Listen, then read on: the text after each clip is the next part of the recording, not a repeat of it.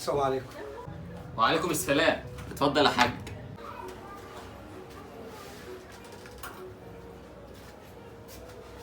امرنا يا حاج. الامر لله وحده يا ابني. هو بص التليفون ده هو بايظ بس كنت عايز اصلحه. هات يا حاج. على فكره التليفون ده من نوع النظيف بتاع زمان الاصلي. ايوه طبعا يا حاج. طب هو في ايه؟ ما بيرنش يا ابني، تقريبا الصوت فيه مشكله او حاجه. شوفوا لي كده في ايه. طب خد يا محمد شوف التليفون ده واطلع عمك الحاج. خلاص ماشي حاضر.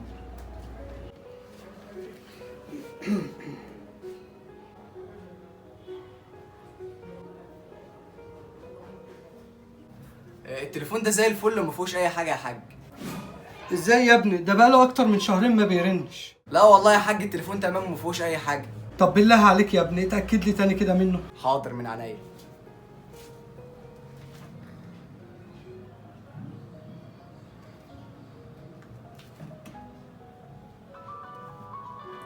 بيرن اهوت يا حاج وما فيهوش اي حاجه. امال يا ابني هو بقاله فتره ما بيرنش ليه؟ والله يا حاج تليفونك زي الفل وتمام اهوت، حتى انا لسه مجربه قدامك. ازاي يا ابني؟ طب اهدى بس يا حاج. هو مين اللي قال لك اللي هو بايظ اساسا؟ محدش قال لي يا ابني. طب انت عرفت ازاي انه بايظ؟ اصل انا يا ابني عندي ولدين بقالهم اكتر من شهرين ما حدش فيهم رن عليا. يعني انا ربي واكبر واعلم وادخلهم احسن كليات.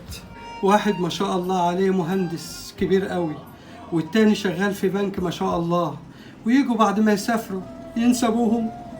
ده حتى ما فيش واحد فيهم فكر يرفع سماعة التليفون ويرن على ابوهم. وانا عايز منهم ايه؟ انا كل اللي انا عايزه اطمن عليهم واسمع صوتهم.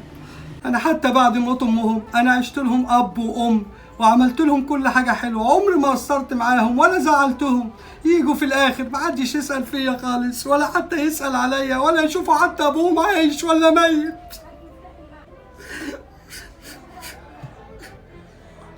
استهدى بالله بس يا حاج. خد اشرب.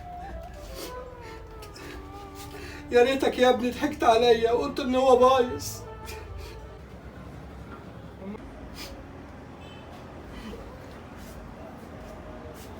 استنى يا حاج. ايه يا ابني؟ في حاجه؟ تليفونك يا حاج نسيته. مش عايزه.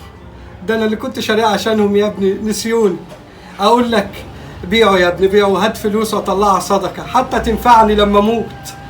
ابيعه ايه بس يا حاج؟ خليه ممكن يتصلوا عليك ولا حاجه. اتصلوا يا ابني؟ لو عايزين يتصلوا كانوا اتصلوا من شهرين فاتوا. بيع يا ابني بيع، اما اطلع فلوسه لله احسن لي. وبعدين يا ابني هم لو عايزين يوصلوا لي كانوا وصلوا لي حتى لو معيش تليفون. ده لو كانوا عايزين اصلا. ماشي يا حاج. انا هشتري منك وامري لله.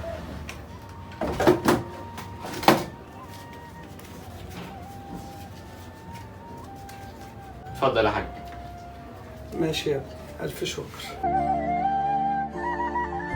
حتى ما فيش واحد فيهم فكر يرفع سماعة التليفون ويرن على ابوهم. وانا عايز منهم ايه؟